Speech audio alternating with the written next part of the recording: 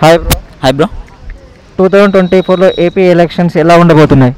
మంచి హీట్గా ఉంటాయి భయ. మనకి చలికాలంలోనే ఎండలు స్టార్ట్ అయిపోయినాయి. అక్కడ ఆ హీట్తో మనం చలిమంటలు వేసేసుకోవచ్చు భయ.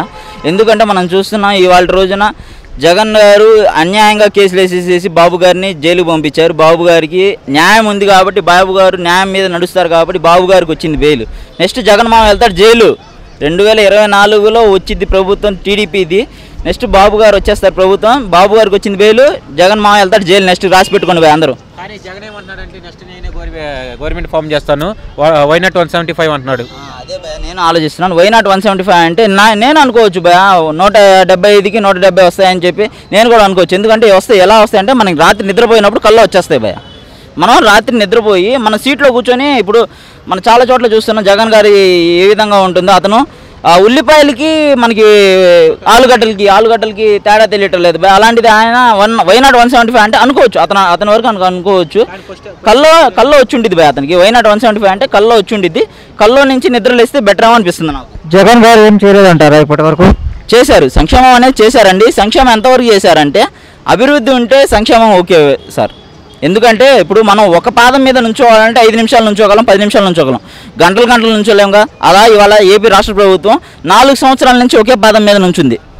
4 సంవత్సరాల నుంచి ఒకే పాదం మీద సంక్షేమం అనే పాదం మీద నుంచుంది. కానీ ఆ అభివృద్ధి అనే పాదం ఎప్పుడు కింద నేల మీద పడిద్దో ఎవరికి అర్థం కావట్లేదు. ఎందుకంటే వాళ్ళు చూసుకుంటే మనం అధికారంలోకి వచ్చిన తర్వాత నేను 1,00,000 జాబులు వదులుతాను, ప్రతి కొత్త సంవత్సరం రోజున 2 లక్షల జాబులు వదులుతాను, జాబ్ క్యాలెండర్ వదులుతున్నా అంటున్నారు. కానీ ఆ జాబ్ క్యాలెండర్ ఎప్పుడు వచ్చిద్దో ఎప్పుడు వెళ్ళిద్దో ఎవరికి అర్థం కావట్లేదు. క్యాలెండర్ అయితే కొనుక్కుంటున్నాం మేము బయట, ఏ సూపర్ పబ్లికేషన్స్ లేకపోతే రాఘవేంద్ర పబ్లికేషన్స్ క్యాలెండర్లు కొనుక్కుంటున్నాం. కానీ జగన్ గారు ఏ క్యాలెండర్ జాబ్ క్యాలెండర్ మాకైతే ఎక్కడ కనిపించట్లేదు భయ్య. ఓకే, చూసుకున్నట్టయితే 5 సంవత్సరాల్లో 2 ఇయర్స్ వచ్చి కరోనా వచ్చింది. చేయడానికి ఇంకా టైం పడుతుంది కదా?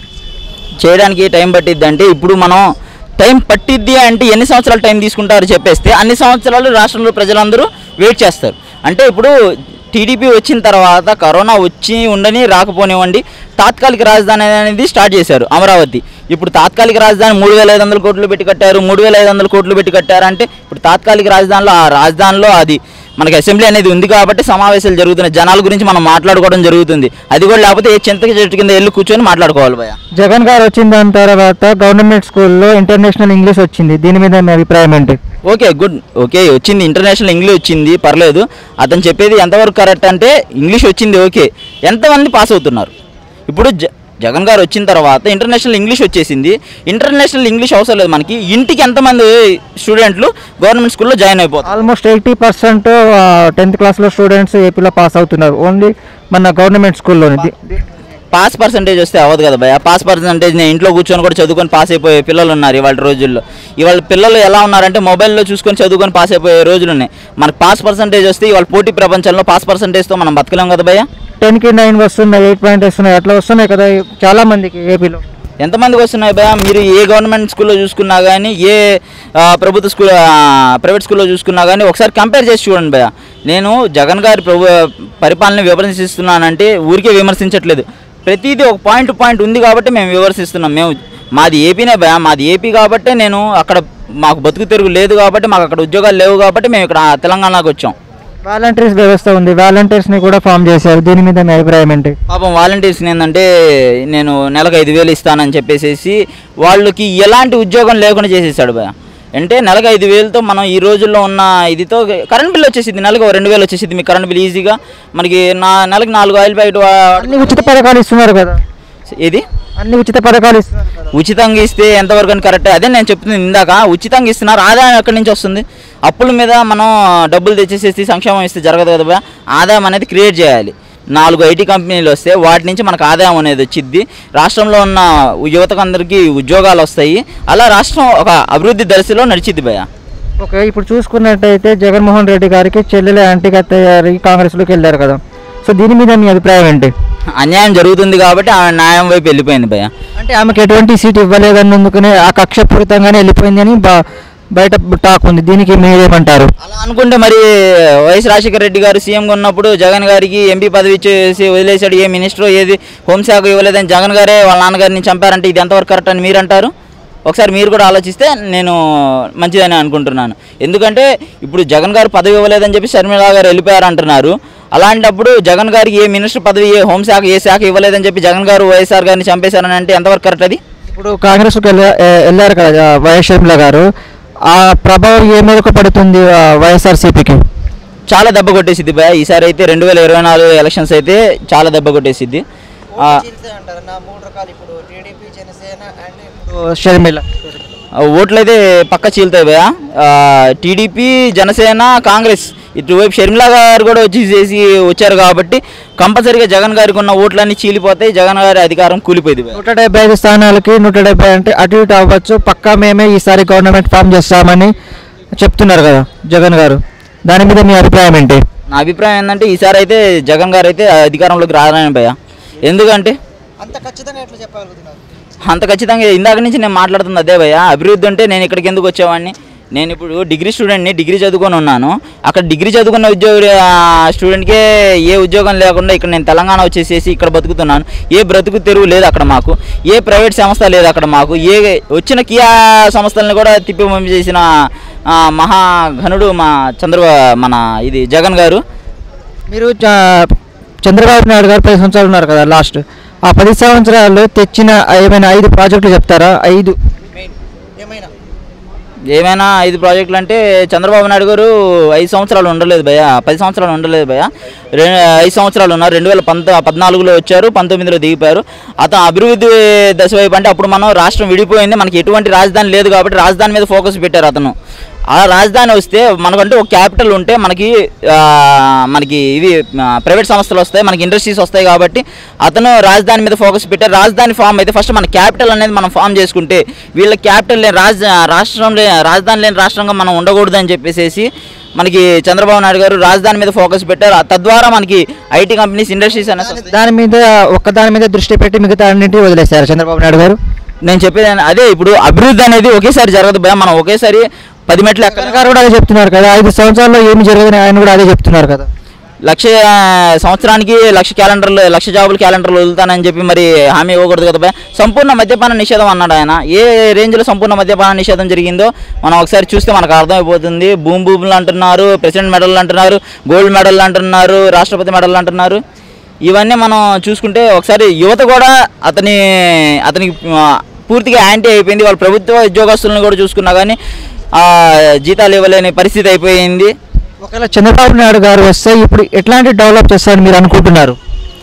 పక్కా ఫస్ట్ అయితే మన రాజధాని మీద ఫోకస్ చేసి రాజధానిని ఫామ్ చేసిన తర్వాత, రాజధానిని డెవలప్మెంట్ చేసిన తర్వాత ఒకసారి మనకి రాష్ట్రానికి రాజధాని అనేది ఫామ్ అయితే తర్వాత ఐటీస్ వస్తాయి, ఐటీ కంపెనీస్ వస్తాయి. ఎందుకంటే మనం 1990sలోనే చూసాం చంద్రబాబు నాయుడు గారు విజన్ 2020 అని. వాళ్ళ మాదాపూర్ కానీ హైటెక్ సిటీ కానీ చూసుకుంటే మనకి ఏ రేంజ్లో ఉన్నాయి, ఒక ఫారిన్ కంట్రీస్లో ఉన్నట్టు ఉంటున్నాయి కంపెనీస్ చూసుకుంటే.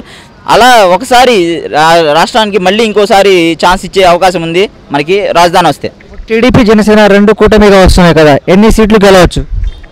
సీట్లు అయితే చెప్పలేము కానీ భయ, నాకు తెలిసి కంపల్సరీగా ఈసారి జగన్ గారి ప్రభుత్వం అయితే కూలిపోయింది. అంటే పవన్ కళ్యాణ్ సార్ అంటే ఫ్యాన్స్ ఓట్లు వేస్తారని మీరు అనుకుంటున్నారు? అసలు సినిమా పరంగా చూస్తారా, లేకుంటే ఓట్లు కూడా వేసే అవకాశం కనిపిస్తుందా ఈసారి? సినిమా 3 గంటలు చూస్తాం భయ. మనం ఇక్కడ నరకం అనేది 4 సంవత్సరాల నుంచి అనుభవిస్తున్నాం. 3 సంవత్సరాల ఎంటర్టైన్మెంట్కి 4 సంవత్సరాల నరకంకి మనం కంపేర్ చేసుకోలేము కదా. 3 గంటల సినిమా అనేది మనం వెళ్తాం, సినిమాకి 100 రూపాయలు తీసుకొని వచ్చేస్తాం, అయిపోయింది. సినిమా చూసేస్తాం, 100 రూపాయలతో ఖర్చుతో అయిపోయింది. ఇవాళ మనం ఓటేసినందుకు ఒక్కసారి అని ఓటేసినందుకు జగన్ గారు ఈ రేంజ్లో దింపారు భయ. మనకి ఒక్కసారి వేలు చూపించి అడిగినందుకు రాష్ట్రంలో ప్రజలందరికీ ఈ రేంజ్లో దింపేశారు. అతను కొంచెం కూడా అతనికి డెవలప్మెంట్ మీద ఫోకస్ లేదు. తను ఏమనుకుంటున్నానంటే నేను స్విచ్ చేస్తున్నాను పని జరుగుతుంది అంటున్నారు కానీ అతను స్విచ్ చేసిందే ఆలోచిస్తున్నాడు కానీ మధ్యలో కరెంట్ కట్ అయింది ఆలోచించట్లేదు. అది కూడా దాని మీద కూడా ఫోకస్ చేస్తే జగన్ గారి పరిపాలనలో అతను అది కూడా ఆలోచిస్తే బెటర్ ఏమో అనిపిస్తుంది నాకు. ఈసారి మంత్రి పదవులకి కొంతమందికి ఇవ్వనని తేల్చి చెప్పేశారు కదా, దీని మీద మీ అభిప్రాయం ఏంటి? ఇవ్వనంటే తన ప్రభుత్వంలోనే తనకే యాంటీ అయిపోయారు. ఎందుకంటే మనం ఫస్ట్ నుంచి చూసుకుంటే జగన్ గారు గెలిచిన తర్వాత ఎంపీ రఘురామకృష్ణ గారు కానీ కావచ్చు, తర్వాత మొన్న రీసెంట్గా వచ్చిన ఉండవల్లి శ్రీదేవి గారు కానీ కావచ్చు, తర్వాత కోటంరెడ్డి శ్రీధర్ రెడ్డి గారు కావచ్చు, తర్వాత మన ఆళ్ళ రామకృష్ణారెడ్డి గారు కానీ కావచ్చు. కోటంరెడ్డి శ్రీధర్ రెడ్డి గారు నేను భారీగా ఫాలో చేస్తాను అతన్ని, నేను మంచిగా మా నియోజకవర్గం కాదు, నేను అతనికి మంచి ఫాలోవర్ని. తను 2014లోనే టీడీపీ ప్రభుత్వంలో తన నియోజకవర్గంలో డెవలప్మెంట్ జరగట్లేదని చెప్పి మురిక్కాలలో దిగిన రోజులు కూడా ఉన్నాయి. నేను ఆ వీడియోలు కూడా ఉన్నాయి మా దగ్గర. అలాంటి వ్యక్తి పార్టీ కోసం చాలా కృషి చేసిన వ్యక్తే తన పార్టీ మీద తనకి చికాకు వచ్చేసేసి రాష్ట్రంలో తన ఈ రాజకీయాల మీద తనకి నచ్చక తను బయటకు వచ్చేయడం జరిగింది భయ్య. 2024 మళ్ళీ జగన్ ప్రభుత్వం వస్తే ఏముంది భయ్య, ఇప్పుడు శ్రీలంక నుంచి వచ్చేసారు ఇండియాకి, మేము కూడా ఇక్కడికి వచ్చేయాలి అంతే. ఉన్నాయి అన్ని ఆధార్ కార్డులు రేషన్ కార్డులు తెలంగాణలో మార్పించుకోవాలి అంతే. న్యూ ఓటర్స్కి ఏం చెప్తారు మీరు? న్యూ ఓటర్స్ చూస్తున్నారు కదా భయ్య, అందరూ ఇప్పుడు ప్రభుత్వం ఇచ్చే సంక్షేమం మీదే కాదు అభివృద్ధి మీద కూడా ఆలోచించి యువత కూడా ఈసారి అందరూ ఓటింగ్లో పాల్గొని జగన్ గారి పరిపాలనని గద్దె దింపేస్తారని చెప్పేసి మేము ఆలోచిస్తున్నాం. ఆర్జీవి గారు కూడా వ్యూహం సినిమా తీస్తున్నారు కదా ఇప్పుడు యాంటీగా, సో దానికి కేసు కూడా అయింది. దాని మీద మీ అభిప్రాయం ఏంటి? నేను సినిమా తీస్తాను, నా దగ్గర డబ్బులు ఉంటే నేను సినిమా తీస్తాను. నేను నాతో పాటు 10 మంది వచ్చేస్తారు, మా దగ్గర డబ్బులు ఉంటే మేము సినిమా తీసేస్తాం జగన్ గారికి యాంటీగా. అలా అని చెప్పేసి సినిమా చూసి ఓటింగ్ ఎవరు వేయరు కదా భయ్య. ఒక్క ఛాన్స్ 2019లో కూడా ఆర్జీవి గారు లక్ష్మీ ఎన్టీఆర్ అని చెప్పేసి మూవీ వదిలారు, దాన్ని చూసి జగన్ గారి పరిపాలన వచ్చిందని చెప్పేసి చాలామంది అనుకుంటున్నారు. అలాగే ఆర్జీవి గారు కూడా అనుకొని ఇప్పుడు 2024 ఎలక్షన్స్ అప్పుడు కరెక్ట్గా ఎలక్షన్స్ వచ్చారు, ఒక 2 నెలలు 3 నెలల ముందు వ్యూహం సినిమా అనేది వదులుతున్నారు. తను ఆ అపోహ మానుకుంటే చాలా వరకు బెటర్ అని అనిపిస్తుంది నాకు. ఎందుకంటే వాళ్ళ నాన్నగారు ప్రభుత్వం, వాళ్ళ నాన్నగారు రాష్ట్రాన్ని ఎంతో అభివృద్ధి దశగా నడిపించారు భయ్య రాజశేఖర్ రెడ్డి గారు, మన దివంగత నేత. అతని పరిపాలన చూసాము, తను కూడా తన కొడుకు కూడా అలాగే చేస్తాడు, రాష్ట్రాన్ని మంచిగా నడిపిస్తాడనే ఆ ఉద్దేశంతో రాష్ట్రంలో ప్రజలందరూ జగన్ గారికి ఓటేయడం జరిగింది. కానీ ఇతని పరిపాలన చూస్తే ఏ రేంజ్లోనూ మాకు నచ్చట్లేదు భయ్య. ఇప్పుడు కనుక టీడీపీ కనుక ఈ 2024లో టీడీపీ కనుక వస్తే జగన్ పరిస్థితి ఏంటి? చెప్పాను కదా భయ్య, ఇందాకే చెప్పాను, బాబు గారికి వచ్చింది బిల్లు, నెక్స్ట్ జగన్ మా వెళ్తాడు జైలు. అందరూ అదే రాసి పెట్టుకోండి. ఎందుకంటే అవినీతి కేసులు మన మీద ఎన్ని ఉన్నాయో మనం ఒకసారి చూసుకుంటే మనకి మంచిది భయ్య. ఎందుకంటే జగన్ గారు అన్యాయంగా కేసులు వేసేసి పంపించేశారు, బాబు గారిని జైలుకు పంపించారు. న్యాయం ఉంది కాబట్టి అతనికి బెయిల్ వచ్చింది, అతను మళ్ళీ పార్టీలోకి వచ్చారు, పార్టీని ముందు నడిపిస్తున్నారు భయ్య. మీ తరపున ఓటర్స్కి రిక్వెస్ట్ ఏం చేస్తారు మీరు? నేనైతే ఎవరిని రిక్వెస్ట్ చేయను భయ్య. నేను రిక్వెస్ట్ చేసేది ఒక్కటే, అందరూ ఒకసారి రాష్ట్రం అభివృద్ధి గురించి కూడా ఆలోచించి ఈసారి 2024 ఎలక్షన్స్లో అందరూ ఓటింగ్ వేస్తే చాలా వరకు బెటర్ అనిపిస్తుంది. ఎందుకంటే చాలా చోట్ల మనకి ఇష్టం వచ్చినట్లు ఓటింగ్ జరుగుతున్నాయి భయ్య. చాలా నియోజకవర్గాల్లో పోయినసారి కూడా జగన్ గారు భారీ మెజారిటీతో గెలవలేదు, చాలా వరకు ఒక 20-30 సీట్లు 2000 మెజారిటీతోనే గెలిచారు. ఈసారి అది కూడా ఉండదు భయ్య. అభివృద్ధి అంటే ఏమనుకుంటారు మీ దృష్టిలో? రాష్ట్రానికి రాజధాని లేదు భయ్య, రాజధాని ఉంటేనే మనకి అభివృద్ధి అనేది వచ్చి ఐటీ కంపెనీలు వస్తాయి. ఇప్పుడు అతను ఏమనుకుంటున్నారంటే నేను నెలకు 5,000 ఇచ్చేసాను, నేను గ్రామానికి ఒక 4 సచివాలయంలో ఉద్యోగాలు ఇచ్చేసాను అని అతను అనుకుంటున్నారు. మిగతా వాళ్ళ పరిస్థితి ఏంది భయ్య? 25 మంది వాలంటీర్లు 10 మంది ఉంటారా, 35 మందే ఉంటారా గ్రామానికి యువత అనేది నేను అని అడుగుతున్నాను. మిగతా యువత కూడా ఒక ఊరికి వచ్చి చూసుకుంటే దగ్గరగా కనీసం 200 నుంచి 300 మంది బీటెక్ చదివే విద్యార్థులు ఉంటారు. వాళ్ళ పరిస్థితి ఏంది? వాళ్ళు ఇక్కడ అందరూ వలస వచ్చేయడమే జరుగుతుంది కదా. అందుకని రాష్ట్రం అభివృద్ధి జరిగితే, రాజధాని అంటూ ఫామ్ అయ్యింది కాబట్టి 4 సంవత్సరాల నుంచి మొన్నటి వరకు మనకి దేశంలో అందరూ హేళన చేశారు, ప్రతి రాష్ట్రం మనల్ని హేళన చేసింది, రాజధాని లేని రాష్ట్రంగా చూశారు, చిన్న చూపు చూశారు మనల్ని.